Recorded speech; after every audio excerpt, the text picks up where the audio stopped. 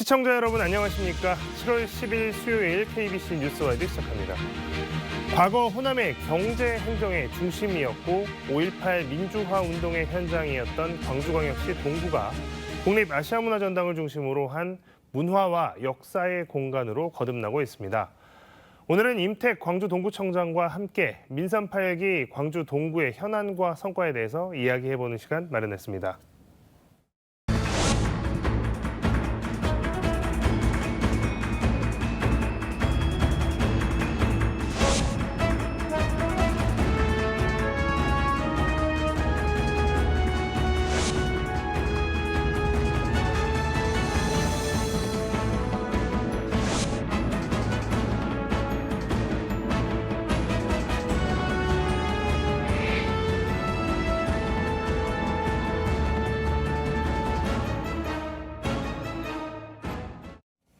네, 청장님 어서 오십시오. 예, 안녕하세요. 반갑습니다. 청장님 일단 민선 8기 광주광역시 구청장협의 후반기 회장을 맡으셨습니다. 할 일 많으시죠? 예. 어떤 부분 좀 주력하실지 궁금합니다. 지금 이제 기초자치단체들이 겪고 있는 가장 큰 어려움은 지금 지방 재정 문제입니다. 현 정부 들어와서 감세 정책 이런 걸 통해서 굉장히 지금 재정이 악화되어 있는 상황이거든요. 그렇다 보니까 새로운 사업을 추진하는 것은 더 어렵고 기존 사업도 속도를 내기 어려운 상황입니다. 그래서 이제 5기 구청장 협의회는 어쨌든 광주시하고 관계에서 재정을 확보하는 문제 그리고 또 중앙정부와의 관계에 있어서 이런 문제를 해결해 가는 데서 목소리를 내는 거 이 부분이 아무래도 중점적인 역할을 해내야 되지 않을까 이렇게 생각을 합니다. 네. 자, 이제 민선 8기 엊그저께 같기도 한데 벌써 2년이 지났습니다. 정확하게 이제 반환점에 온 상황인데요. 전반기 2년 많은 일들 하셨겠지만 기억에 남는 일들도 좀 특별히 있으실 것 같고 어떻게 평가하시는지가 좀 궁금합니다. 예. 제가 이제 민선 7기, 8기 이어서 맡고 있는데요. 민선 7기 때는 우리 동구가 옛날에 낡은 도시의 이미지에서 동구가 살만한 도시라고 하는 걸 바꾸는 그런 데 주로 주력을 했습니다. 그래서 많은 성과가 있었고요. 예를 든다면 유일하게 5개 자치구 중에서 인구가 증가한 측면도 있었습니다. 민선 8기 들어와서는 사람들이 많이 찾아드는 동구를 만드는 것, 그게 이제 중점적으로 해야 할 일이다 이렇게 생각을 했고요.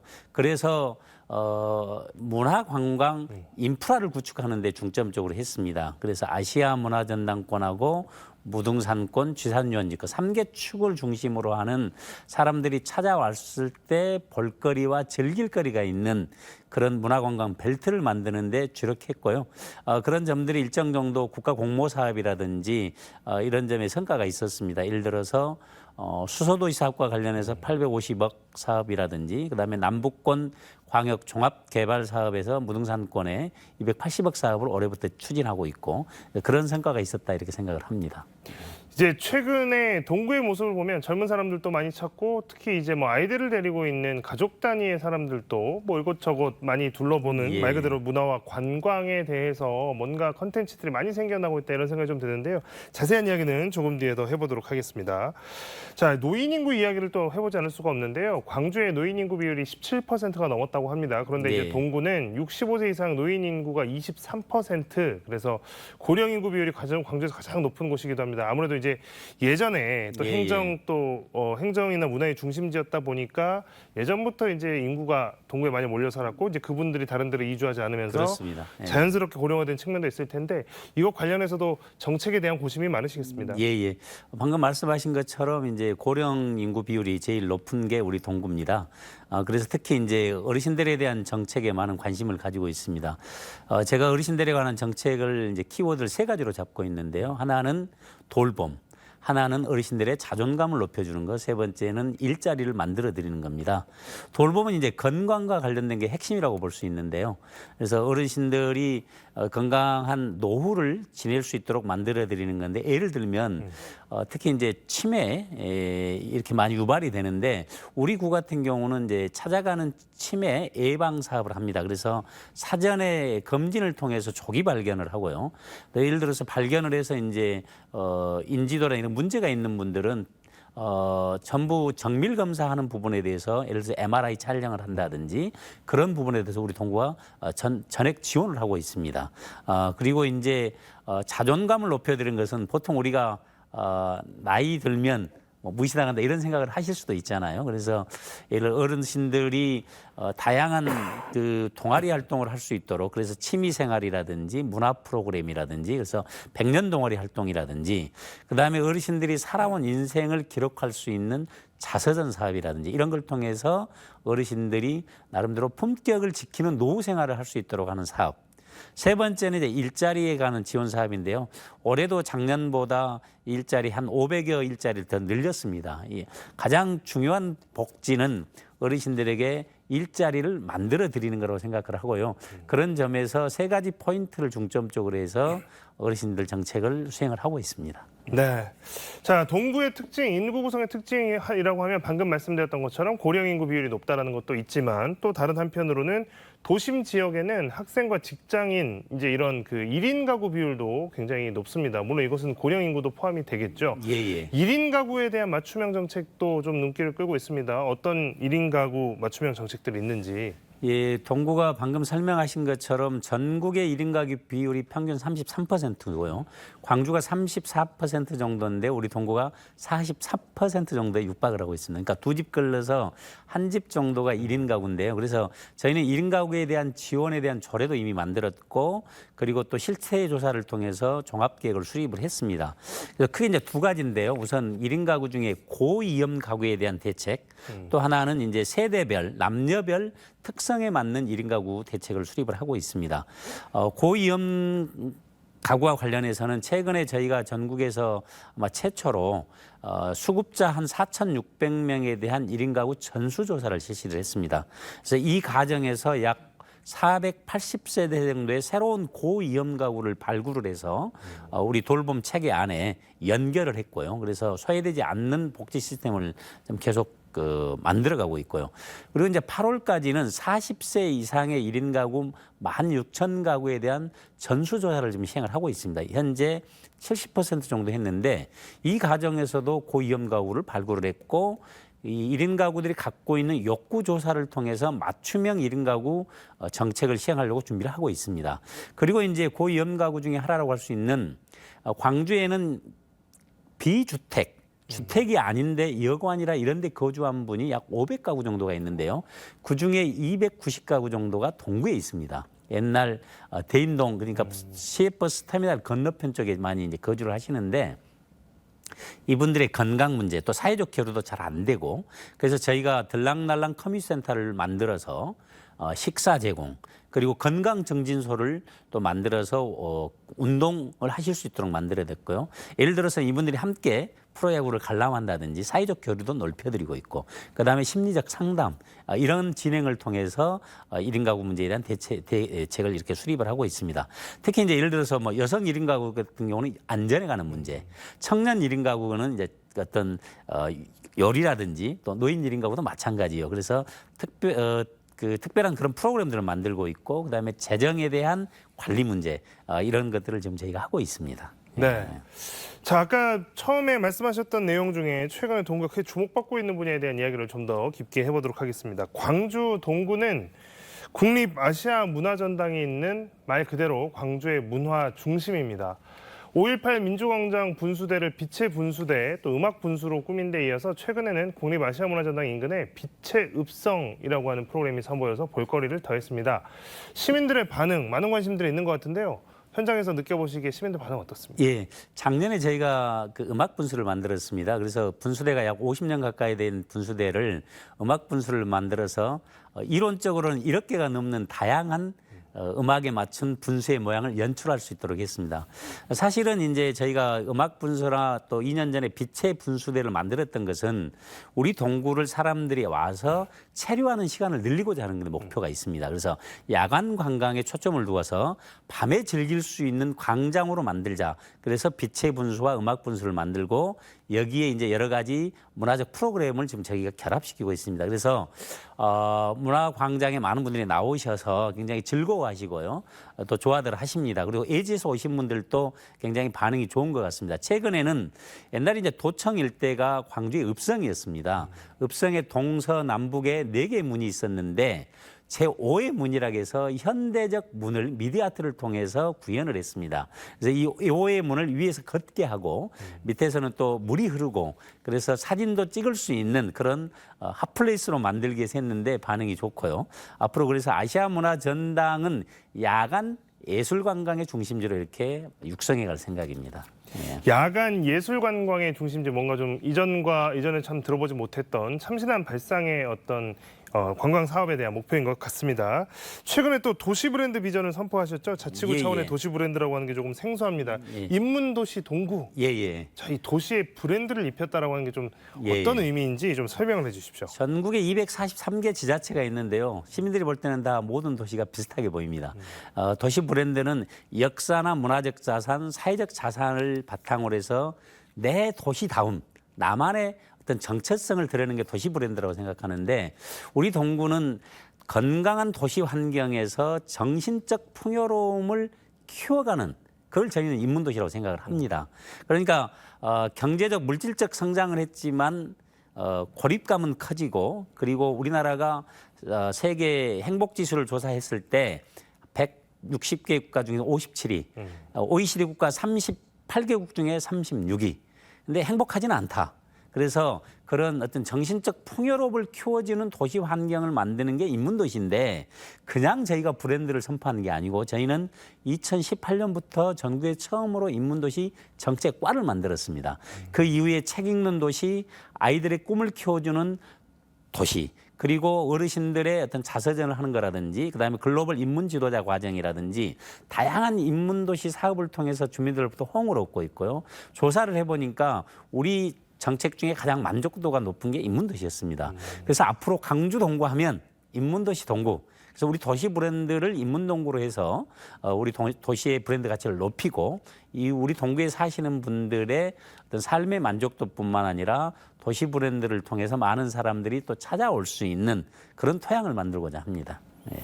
그동안 도시들이 그리고 이제 기초자치단체도 마찬가지고 어떤 외형적 성장과 어떤 물질적인 성장에 그동안 이제 비전들을 맞춰왔던 것들이 일반적이죠. 이런 가운데 인문학이라고 하는 소재 그리고 인간의 주민들의 정신적인 삶의 질 이런 부분에 신경 쓴 도시 브랜드라고 하는 건 좀 획기적인데 앞으로 펼쳐질 프로그램들 저희도 관심 있게 지켜보도록 하겠습니다. 이 이야기도 꼭 하고 넘어가야 될 것 같습니다. 추억의 충장 축제, 뭐 이제 광주의 아주 대표적인 축제가 그렇죠. 됐습니다. 외지인 분들도 정말 많이 오시고 이게 해마다 10월이 되면 광주의 옛 중심인 충장로에서 펼쳐지는 바로 이 추억의 충장 축제 벌써 21년이나 됐습니다. 예, 맞습니다. 예. 자, 올해도 역시 이제 열리게 될 텐데 올해는 또 어떤 컨셉으로 진행될지 많은 분들이 궁금해하실 것 같습니다. 예. 우선 이제 그 말씀 드리기 전에 잠깐 한 말씀 언급하면 작년에 충장축제 때 약 120만 명이 오셨거든요. 빅데이터를 통해서 저희가 분석한 건데 또 카드 사용 내역을 광주시하고 협의를 해서 분석을 해보니까 축제 전보다 충장로 금남로 상권이 41% 이상이 매출이 증대가 됐습니다. 그만큼 이제 효과가 있는 축제인데 축제의 컨셉은 세 가지 방향입니다. 하나는 시민들이 만들어가는 대동축제이고 두 번째는 글로벌 축제를 지향하고 세 번째는 밤에 찾아오는 사람들의 많이 찾아오게 하면 야간 관광형 축제로 만드는 겁니다. 그래서 예를 들면 우리 축제의 핵심 컨셉 중에 하나, 내용 중에 하나가 퍼레이드인데요. 이 퍼레이드를 13개 동의 마을들이 기획하고 연출하는 그런 특성을 가지고 있고요. 그다음에 시민들이 참여하는 많은 프로그램을 금남로에서 합니다. 두 번째는 이제 글로벌 축제를 지향하는 것은 올해 3회째가 되고 있는 세계 길거리 음악가들의 경연대회를 합니다. 올해 3회는 55개국이 참여해서 예선을 치렀고요. 32강부터 하는데 17개 애국 팀하고 국내 팀이 함께 겨루게 됩니다. 그리고 이제 야간 관광은 올해 저희가 충장축제 주제 또한 발광인데 빛의 광이기도 하고 또 그만큼 열정적으로 즐겨보자는 의미의 발광이기도 합니다.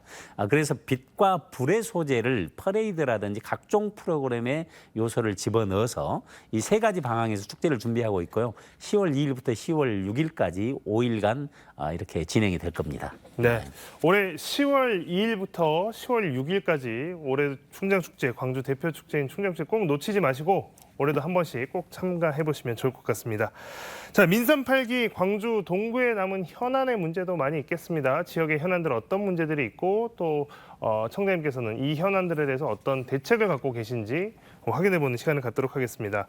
동구의 가장 오랜 현안 중에 하나는 뭐 바로 원도심 쇠퇴 문제입니다. 이게 뭐 사실 지역 소멸의 문제, 그러니까 인구가 줄어들고 있는 지방의 도시들에서 특히 구도심에서는 전국 어디서 나타나고 있는 문제인데 다들 이제 이 문제를 해결하겠다고 나섰지만 이게 이제 어느 정도 큰 성과를 거뒀다라는 뉴스는 사실 저희가 접해보기 힘듭니다. 여전히 도심 공동화 문제는 동구의 큰 숙제일 수밖에 없는데요. 남은 후반기 동안 이 문제 어떻게 정리해 나가실지 궁금합니다. 우선 이제 원도심 문제는 뭐 하루 이틀 1년 사이 해결될 수 있는 문제는 아닌 것 같습니다. 그래서 원도심 문제를 해결하기 위해서 그 점에서도 저희가 이제 문화관광 찾아드는 곳을 만들겠다. 그래서 저희는 충장로, 금남로, 특히 이제 도소매업 중심이고 서비스업 중심인데 충장로, 금남로 일대를 문화적 그 힘이 있는 그런 공간으로 만드는 거라고 생각합니다. 그래서 저희가 이제 그런 공간을 만들기 위해서 아까도 말씀드렸던 AC 주변과 무등산권, 지산역을 연결해서 체류할 수 있는, 그래서 많은 사람들이 찾아들면 충장로, 금남로 상권이 활성화될 수 있다고 보고요. 두 번째는 이제 충장로 상권을 새롭게 좀 변화시키는 거라고 봅니다. 그래서 최근 저희가 준비하고 있는 게 빈 상가들의 업종의 새로운 변화를 일으킬 수 있는 액점포를 육성하는 사업에 지금 추진을 하고 있습니다. 그래서 지금 업체도 선정을 해서 그런 걸 추진을 하고 있고요. 그다음에 이제 복합 쇼핑몰이 들어서는 많이 이제 걱정들을 하고 계시는데 이기는 곧 기회다라고 생각을 하고 복합 쇼핑몰을 제가 서울도 가보고 하남도 가봤는데 여기에 오신 분들이 하루 내에 그것에만 머물지는 않습니다. 그래서 이분들을 로드샵, 충장로 로드샵으로 유인하는 매력적인 공간을 만드는 데 저희가 지금 투자를 할 생각입니다. 그래서 오히려 이 위기를 기회로 만들어서 충장로, 금남로 일대의 상권을 좀 활성화시켜 볼까 생각을 하고 있습니다. 예. 지금 아무래도 이 충장로, 금남로는 그동안 광주에서 오랫동안 그 상징적인 그 상권이었기 때문에 지금 방금 말씀하셨던 쇼핑몰, 대형 쇼핑몰도 지금 광주에 엄청 많이 들어선다고 하니까 걱정이 좀 될 법도 한데 거기에 대해서도 뭐 이제 그분들을 또 유인할 수 있는 대책들을 마련해 나가고 있다. 어떤 결과들이 나올지 또 어떤 대책들이 나올지는 저희가 계속해서 좀 지켜보도록 하겠습니다. 고향사랑 기부제 이야기도 좀 해보겠습니다. 이게 벌써 시행 2년째인데 이게 지자체들끼리 경쟁이 좀 치열합니다. 그래서 어디는 좀 그 유치 성과가 높고 어디는 좀 부족하고 뭐 이런 얘기들이 쭉 나오고 있는데 동구는 지금 어느 정도인지 좀 궁금합니다. 작년에 저희가 약 9억 3천 정도 거뒀습니다. 자치구에서는 1위를 했고요. 전국에서 8위를 했는데 근데 여기 좀 다른 내용이 있습니다. 뭐냐면 행정안전부에서 사용하는 망에서는 저희가 한 2, 3억 정도 했고요. 나머지는 사실은 민간 플랫폼을 이용을 했습니다. 근데 이제 민간 플랫폼은 행안부는 반대를 하고 있습니다. 근데 우리는 현행 법상 할 수 있다고 주장을 하면서 사실은 행안부하고 작년에 좀 갈등이 있었는데 그런데도 저희가 했습니다. 그것까지를 포함해서 약 10억 가까이 거뒀고요. 두 번째는 저희가 이제 다른 자치단체에서 하지 않았던 지정 기부 사업을 했습니다. 그래서 우리는 이 기부를 해 주시면 어디에 쓰겠다. 그래서 저희가 이제 두 가지 방향을 작년에 제시를 했거든요.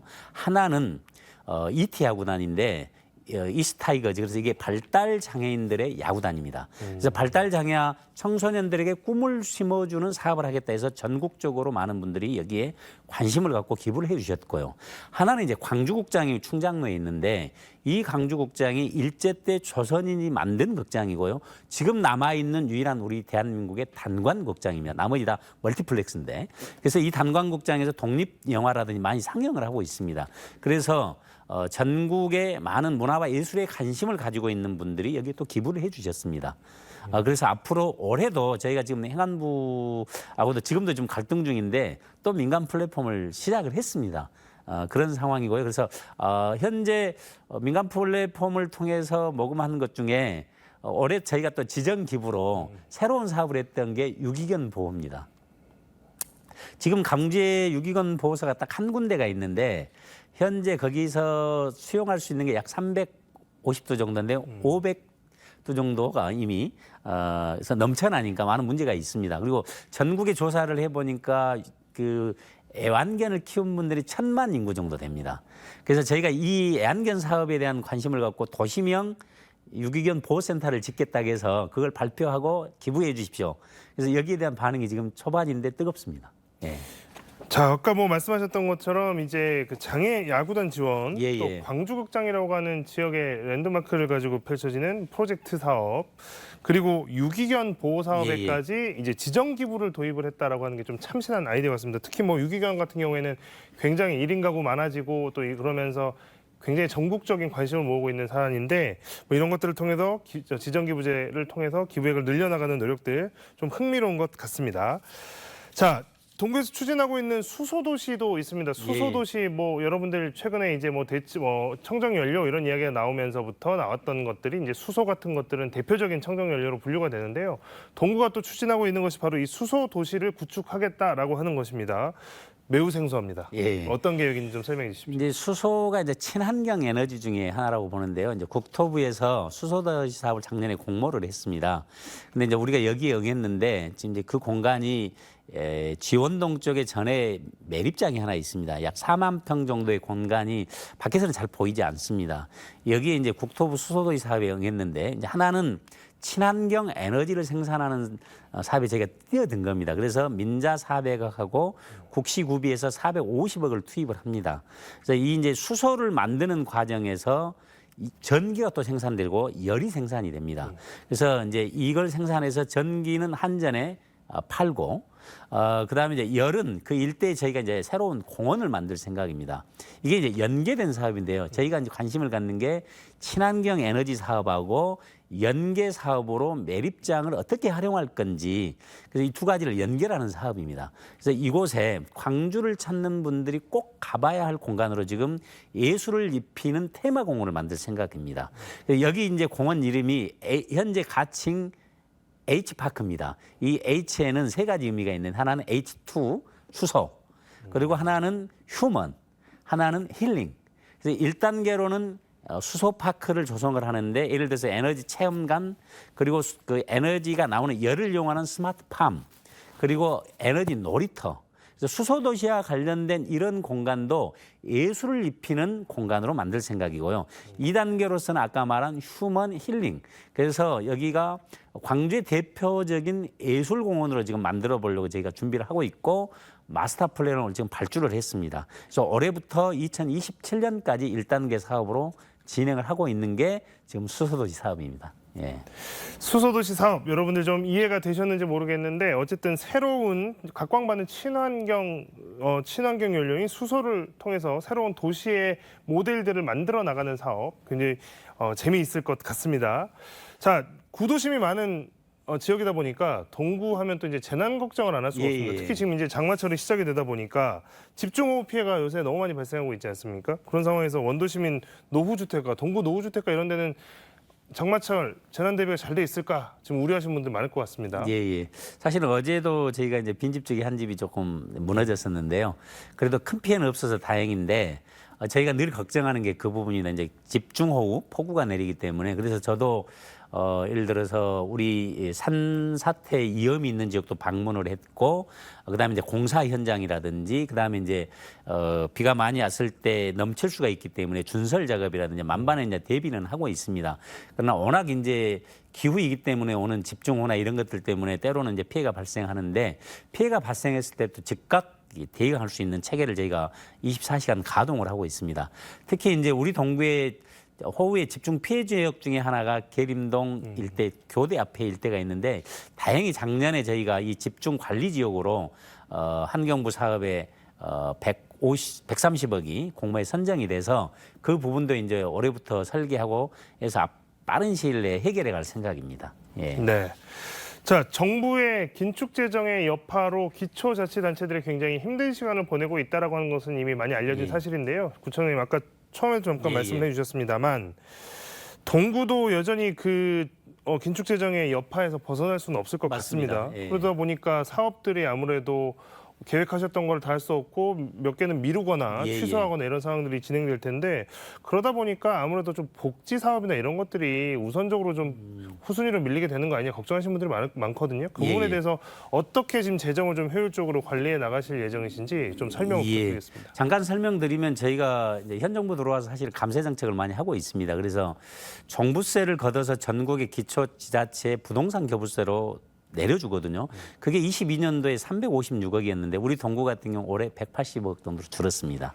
굉장히 재정적으로 어려움을 겪고 있는데 방금 말씀하신 것처럼 복지 문제를 또 축소하기도 어렵고 그래서 지금 사실은 새로운 신규 사업을 하는 것은 대부분 다 중단했다 이렇게 생각하시면 될 것 같습니다. 그래서 기존에 하고 있는 대형 사업들을 위주로 해서 이제 추진을 하고 그다음에 이제 내년도 예산 같은 경우는 정말 필요하지 않은 사업들, 그다음에 이제 행사성 경비나 이런 것들 최대한 줄이려고 제가 벌써 이제 준비를 하고 있습니다. 그래서 모든 부서에 내년도에 줄일 수 있는 걸 최대한 다 발굴을 해서 방금 지적하신 그런 복지라든지 주민들의 생활과 관련된 부분이 어려움이 없도록 좀 준비를 하고 있고요. 그래서 지금 정부에서 내일도 제가 이제 국회를 방문을 합니다만은 정부에서 지금 교부세 인상시키겠다. 근데 사실은 이제 그것도 우리 기초지자체 특히 자치구에는 별 도움이 안 되는 겁니다. 그래서 내일 가서 제도적으로도 보완해 달라고 지금 입법 예고가 된 상태이기 때문에 그런 노력들을 하고 있습니다. 네.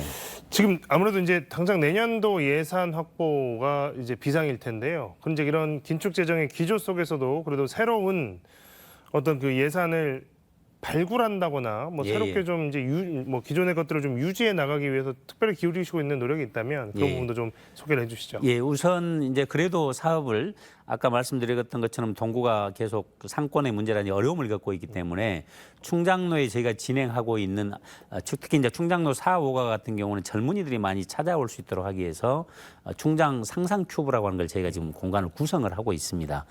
여기도 이제 국비를 좀 확보를 해서 내년 이 사업에 차질이 없도록 하려고 하고 있고요. 그 다음에 이제 우리 동구 같은 경우는 이제 주차 문제 이런 게 상당히 조금 어려움이 있는데 특히 이제 저희가 보건소 건물의 일부가 지금 10m를 잘라냈습니다. 그래서 조선대학교 ACC 도로를 확장을 하는데 이것 때문에 생기는 그 주민들의 어떤 주차 문제 이걸 해결하기 위해서 새로운 주차 빌딩을 짓는 거 이것도 이제 국비 확보를 좀 해보려고 노력을 하고 있고요. 그 다음에 이제 내년도에 여러 가지 주민들과 복지 사업과 관련돼서 우선 다른 급하지 않는 사업은 조금 정리를 하고 그런 부분에 투입하는 방식으로 내부 조정을 하기 위해서 준비를 하고 있습니다. 뭐 일단 내년도 예산 관련해서 최대한 뭐 확보하는 문제 그리고 기존에 있던 예산의 우선순위를 좀 정리해서 내년도 사업 특히나 이제 주민들의 삶에 중요한 당장의 사업들은 차질이 없게 하겠다라는 말씀까지 들어봤습니다. 오늘 임택 광주광역시 동구청장과의 이야기는 여기까지 듣도록 하겠습니다. 구청장님 나와주셔서 고맙습니다. 예, 감사합니다.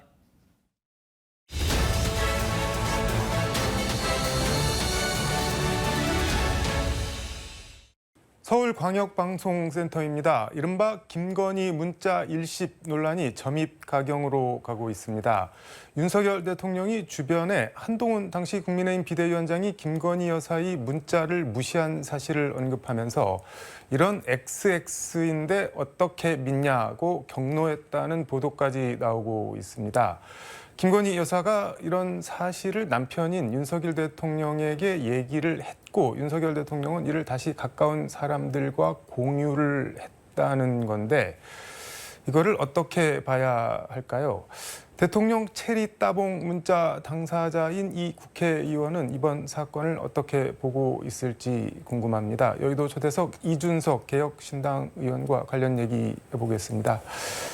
의원님, 제가 체리 따봉 얘기 언급하면서 약간 아차 싶었는데 죄송합니다. 예, 아닙니다. 괜찮습니다. 요즘도 국회의원 되셨는데도 지하철 따릉이 이런 거 타고 다니시죠? 예, 그거야 뭐 제가 뭐 예. 다른 것보다도 예. 국회의원 되면 서울에서 일 볼 일이 많은데 저 서울에 오랫동안 살면서 시간 딱 맞춰가지고 편하게 다닐 수 있는 수단으로는 그래도 지하철이 제일 낫다라는 생각에 다니고 있습니다. 그 얼마 전에 그 지하철에서 거의 그 예. 실신 상태로 예. 잠자는 사진 찍혔는데 그거는 뭐 어떤 상태에서 찍힌 건가요? 뭐 사실 새벽부터 일정이 계속되고 퇴근할 때 보면은 저는 네. 꾸벅꾸벅 졸고 하는 경우가 있는데 그날은 특히 피로가 많이 겹쳤나 봅니다. 그래서 사실 예. 오늘도 아까 아침에 이제 강남 지역에서 축사를 하고 다시 여의도로 돌아오는데 네. 오늘은 9호선 안에서 약간 꾸벅 졸았습니다. 김건희 여사 문자 얘기 좀 해보겠습니다. 문자를 보면은 대통령과 제 특검 문제로 불편하셨던 것 같은데 제가 대신 사과드릴게요. 뭐 너그럽게 이해 부탁드립니다. 유유유 다 제가 부족하고 끝없이 모자라 그런 것이니 한 번만 양해해 주세요. 뭐 이렇게 거의 뭐 읍소하는 수준의 문자인데 일단 김건희 여사 문자 내용 어떻게 보셨나요? 뭐 김건희 여사의 여러 가지 면이 있겠지만은 제가 그래도 경험했던 바로는 김건희 여사의 그 과거에 사업을 하셨기 때문에 사업가적 기질이 있으시긴 합니다. 그래서 사업에 보탬이 되는 일이라면은 본인이 다소 자세를 낮추거나 이렇게 해서라도 그걸 이뤄내려고 하는 그런 목적 지향성이 강한 분인데 네. 그래서 실제 대선 때도 보면은 본인에 대한 여러 가지 의혹이 제기되고 했을 때 네. 그때 당사에 와가지고 사과하는 기자회견을 하고 이랬던 모습. 사실 이번에도 그런 것을 본인은 할 의지가 있다라고 당에다가 의사를 표시한 것이 아닐까 저는 그런 생각을 합니다. 근데 몇 가지 눈에 띄는 표현이 있던데 그 한동훈 위원장을 대해서 지금껏 생사를 가르는 여정을 겪어온 동지였는데 네. 동지라고 표현하는데 영부인이랑 여당 비대위원장이랑 동지 표현 이거 뭐 어떻게 봐요? 뭐 최근의 일정에서의 동지라고 표현했다기보다는 과거에 뭐 우리가 잘 알지만 윤석열 대통령이 네. 특검팀에서 그 한동훈 위원장과 같이 이제 조를 맞춰서 활동한 적도 있고 뭐 특수부 선후배 관계로서 굉장히 친했다고 알려져 있지 않습니까? 네. 그 과정 속에서 또 조국 장관 수사하고 이러면서 같이 좀 어려운 시간을 보내기도 했고 이런 것을 통틀어 가지고 동지적 관계로 표현한 것이 아닐까. 김건희 여사랑 한동훈 위원장이 아마 나이대가 동년배일 겁니다. 그렇기 때문에 뭐 그런 부분에 있어 가지고 뭐 단순히 직장 상사의 부인의 관계보다는 뭐 어쨌든 같은 나이대니까 정서를 공유하는 그런 생각이 아니었을까 생각합니다. 근데 남편이 검찰총장이고 뭐 한동훈 위원장이 검사장이고 뭐 이렇게 약간 부하 관계여서 같이 뭐 고초를 겪고 뭐 영역을 같이 하면 그건 뭐 동지 관계라고 할 수도 있는데 그 부인 사모고 뭐 형수인데 적어도 김건희 여사 측 입장에서는 네. 그런 관계라고 생각했을 것이다. 다만 최근의 반응을 보면은 네. 한동훈 위원장도 그렇게 생각했을까는 약간 의문이다. 이런 생각입니다. 근데 보면은 요 며칠 제가 댓글팀을 활용해서 위원장님과 주변에 대한 비방을 시킨다는 얘기를 들었다. 너무나 놀랍고 참담했다는데 네. 댓글팀 이거는 뭔 얘기일까요? 그러니까 저도 그 부분에 상당히 주목할 수밖에 없었던 게 사실 윤석열 대통령께서는 네. 과거에 박근혜 정부 시절에 국정원 직원들이 댓글 다는데 네. 댓글 부대를 운영했다라는 의혹을 수사한 검사이기도 하기 때문에 저는 이게 국민들에게 어느 정도 좀 충격적으로 다가올 수 있는 부분이다 이렇게 생각합니다. 그래서 저는 이런 겁니다. 우리 예를 들어 사인 간에 어떤 갈등이 있다 네. 그래서 너 댓글팀 써가지고 나 공격했지 이렇게 하는 경우가 없습니다. 예. 이거는 상대가 댓글팀을 운영한다는 확신이 있을 때 그랬을 때 나올 수 있는 표현이거든요. 댓글팀이 있었다는 얘기인가요, 그러면? 저는 제가 당대표로 있으면서 네. 제가 운영한 바는 없으니까요. 근데 나머지 어떤 조직들에서 어떻게 운영했는지 모르겠습니다만은 네. 적어도 그 문자의 내용을 아주 무미건조하게 해석해 보면은 네. 한동훈 위원장이 특정 시점에 김건희 여사가 댓글팀을 이용해서 자기를 공격하는 것이 아니냐라는 의심을 하게 되었고 네. 그 의심에 대해 가지고 김건희 여사가 오해를 풀기 위해 가지고 이런 문자를 보낸 걸 보이거든요. 네. 아무것도 모르는 상태에서 댓글팀 먼저 의심했다 그러면 한동훈 위원장이 좀 약간 이상한 거고. 사람인 거죠. 그러니까 저는 이거는 그래서 뭐 두 분이 진실을 알겠지만은 상당히 야당 입장에서 주목할 수밖에 없는 사안이다. 그렇습니다. 그 결론적으로 한동훈 위원장이 이상한 사람이거나 댓글팀이 있거나 둘 중에 하나라는 거네요. 근데 적어도 그 여권 내부에 어느 정도 돌아간 사정을 좀 아는 네. 장예찬 최고위원이 오랜만에 이제 선거 이후에 또 이제 많은 이야기를 하고 있는데 네. 장예찬 최고위원의 증언을 보면은 아마 한동훈 위원장이 또 법무부 장관 시절에 네. 여론관리팀이라는 걸 운영한 걸로 알고 있다. 이렇게 얘기하면서 이게 일파만파 좀 번지는 모양새거든요. 네.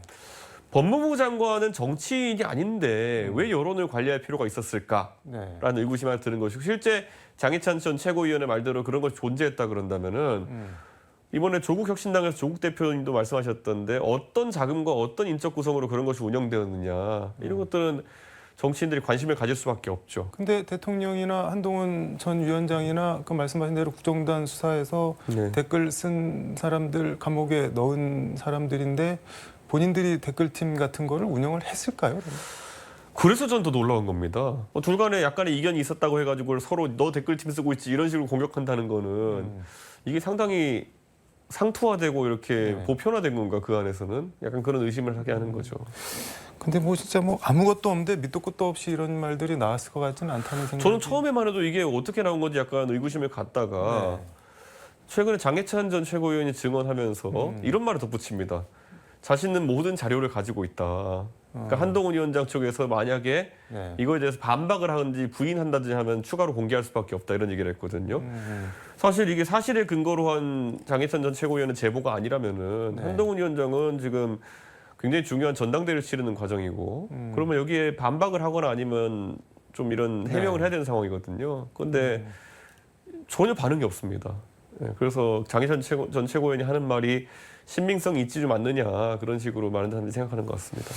장해찬 전 최고위원 말씀해 주셨는데 뭐 한동훈이 장해찬의 이준석 상대를 사주했다 뭐 그런 얘기를 페이스북에 썼던데 그게 뭔가요, 그거는? 그러니까 예전에 이제 선거 기간 중에 비대위원장 하고 있을 때 한동훈 위원장이 그 던킨 도너츠를 들고 이제 출근했던 사진에 대해 가지고 논란이 있었을 때.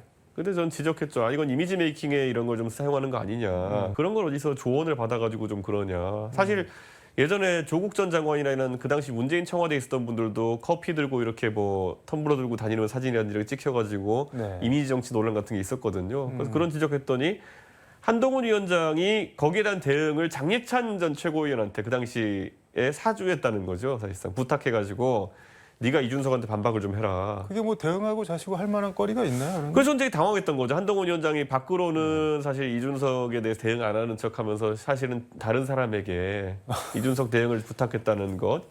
그리고 그게 장해찬 최고위원이 아주 구체적으로 증언했던 게 본인에게 어떤 사진을 한 장 주면서 이준석 까면서 페이스북에 올려달라는 취지로 했다는 식으로 이제 얘기한 것 같거든요. 무슨 사진인가요?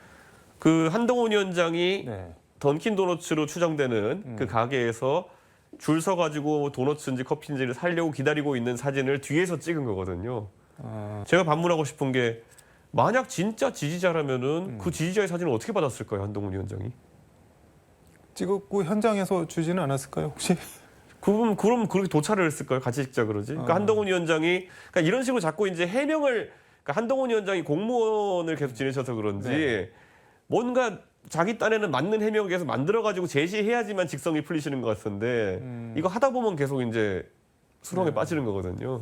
그래서 약간 좀 재밌게 보고 있는 논란입니다. 김건희 여사 문자로 다시 돌아가면 그 명품백 사건에 대해서 뭐 제가 너무도 잘못을 한 사건이다. 뭐 위원장께서 사과가 필요하다고 판단하시면 제가 단호히 결심하겠다 하면서 이렇게 사과 의사를 밝혔는데 이렇게 여러 통의 문자를 보냈는데 왜 한동훈 장관 이걸 다 무시를 하고 답을 안 했을까요? 저는 그게 한동훈 위원장의 다소 공무원적인 처세가 아니었나라는 생각합니다.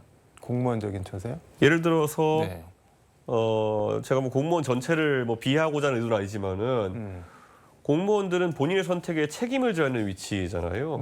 그러다 보니까 한동훈 위원장 입장에서는 만약에 김건희 여사가 실제로 사과를 해가지고 정말 분위기가 반전되고 선거 분위기가 좋아지면은 그건 김건희 여사의 공일 거 아닙니까? 그거는 본인이 결심하고 행동했기 때문에. 그런데 만약에 사과를 했는데도 여론이 잠재워지지 않고 오히려 의혹제가 계속 잇따르고 이러면은 그러면은 그거는 그 사과한데 동의해준 또 한동훈 위원장의 잘못처럼 돼버릴 가능성. 그러니까 공은 김건희 여사가 관은 나중에 내가 가져가는 구도가 아닐까라는 생각을 한 게 아닐까라고 추측해 봅니다. 그래서 답장을 할 수가 없었던 거죠.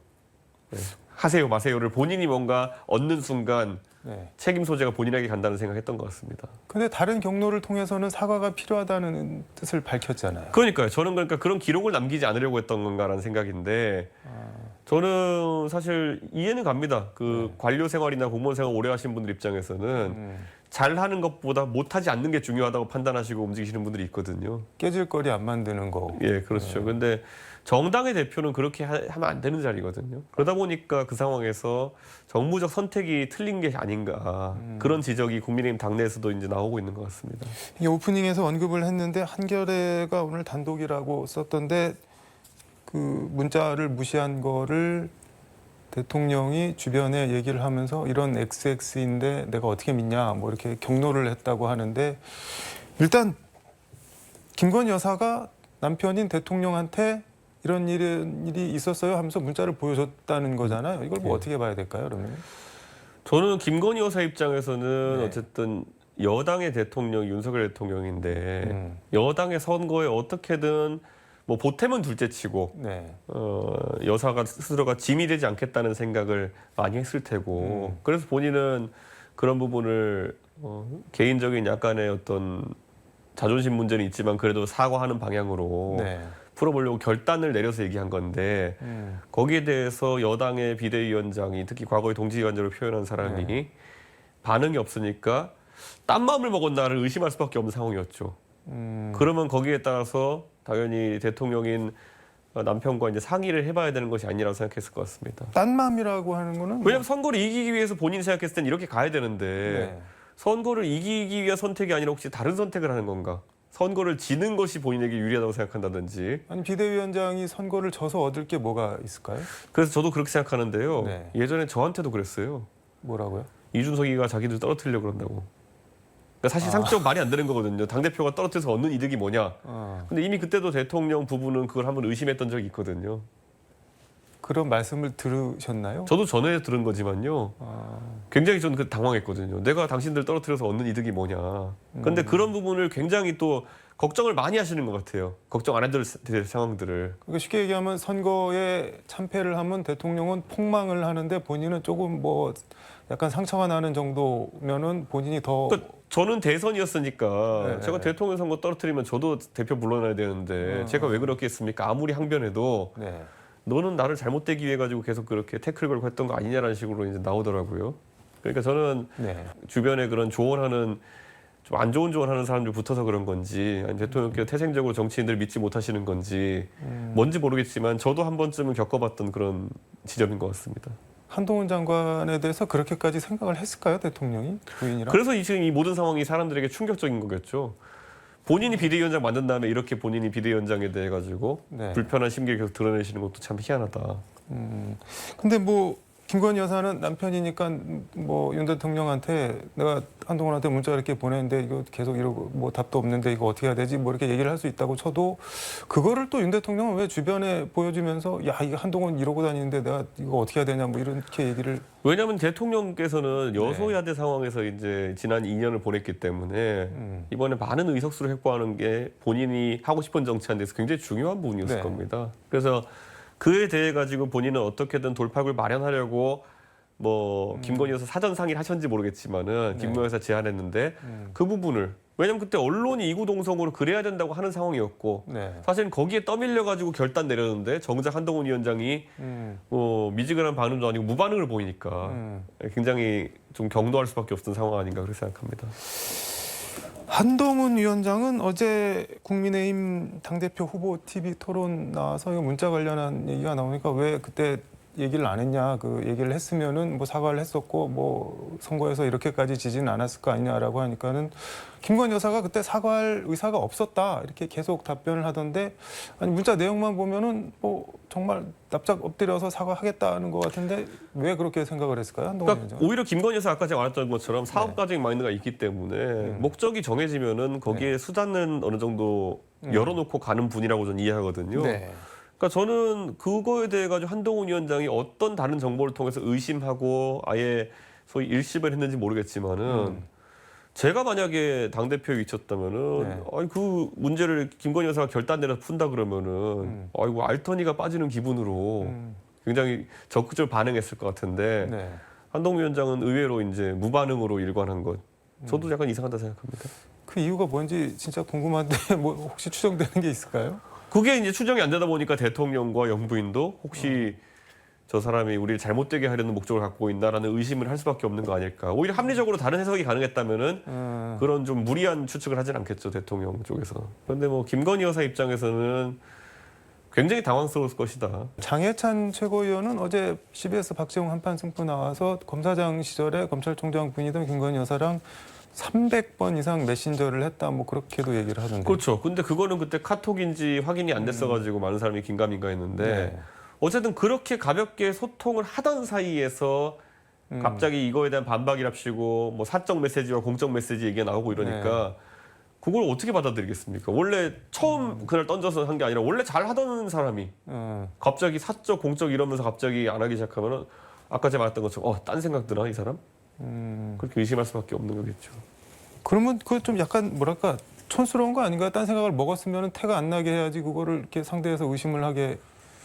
저는 한동훈 위원장이 그 상황에서 그냥 속된 말로 도망을 간 거라 봅니다. 아까 제가 얘기했듯이 예, 어떤 결단을 내려야 되는데 왠지 사과해서 김건희 여사가 오해를 풀고 이렇게 되는 것도 두렵고 그리고 김건희 여사의 공으로 총선이 가는 것도 두렵고 반대로 내가 섣불리 손댔다가 이게 잘못되면은 책임만 뒤집어 쓰는 게 아닐까라는 의심을 갖고 있지 않았을까 그렇게 저는 추측합니다.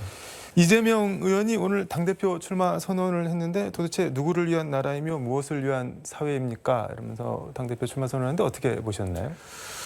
이재명 대표 입장에서는 네. 이제 다시 대선 출정식 비슷하게 이 전당대회를 치르고 싶을 겁니다. 그런데 이재명 대표는 그런 기사가 나오자마자 바로 또 9월 말에 결심 공판, 10월 초 선고 가능성 의견 내고 있는데 사실 이재명 대표 입장에서는 계속 본인이 아무리 총선 승리하고 그래도 이런 사법 리스크라든지 이런 것이 얘기가 자꾸 나오다 보니까 이번 기회를 통해 가지고 압도적인 당내 지지를 확인해 가지고 어쨌든 수사기관이라는 곳 섣불리 나서지 못하도록 하는 그런 목적이 있지 않나 이런 생각하거든요. 근데 어제 TV 토론 국민의힘 보니까는 이재명 대표가 다음 대선에 나올 수 있을 거라고 생각하냐 뭐 이렇게 물어보니까 네 사람 다 못 나올 거다 이렇게 얘기를 하던데 의원님은 어떻게 보세요? 그러니까 아무래도 사법적 리스크를 굉장히 과대평가하고 있는 것 같아요. 기대를 일종의 하고 있는 예, 건가요? 예. 그런데 저는 그런 자세로는 집권 여당이 재집권하기 어렵다 이렇게 봅니다. 저는 그런 부분을 너무 두려워하는 거 아니냐. 예. 저는 그런 생각이 듭니다. 페이스북에 정치를 좀 대국적으로 합시다 이렇게 쓰셨던데 예. 이거 김재규 예. 정보부장이 박정희 대통령 쏘기 전에 예. 각하 좀 정치를 대국적으로 하시라 뭐 그런 게 생각나기도 하고 그러는데 뭐 어떤 뜻으로 쓰신 건가요? 그냥 액면가 그대로입니다. 정치를 대국적으로 하자는 건 제가 이렇게 붙였거든요. 한동훈 위원장이 댓글 뭐 여론 형성팀이 여론 관리팀이 이런 거 운영했다고 한다면은 한동훈 위원장이 처음에 정치 시작하면서 그 일성이 뭐였습니까? 여의도 사투리에서 멀어지고 그걸 버려야 된다라고 했잖아요. 네. 근데 그런 여론 관리팀 같은 거 운영하는 게 제일 여의도 사투리에 가까운 구태입니다. 지금 당장 길에만 가도 정말 민생이 어렵다는 걸 많이 느끼는데 뭘 할 수 있을까? 이런 고민들이 앞서야 되는 거고 그런데 그렇게 말고 어떻게 권력 그 자체를 잡을까 때문에 남을 핥히고 또 이렇게 띄우고 이런 거 하는 댓글팀 또는 여론 관리팀 이런 것들로 어떻게 정치를 하려고 하느냐. 수단이 잘못됐다. 네, 그런 생각이었죠. 알겠습니다. 오늘 말씀은 여기까지 듣도록 하겠습니다. 고맙습니다. 예, 감사합니다. 지금까지 서울광역방송센터에서 이준석 개혁신당 의원과 함께 전해드렸습니다.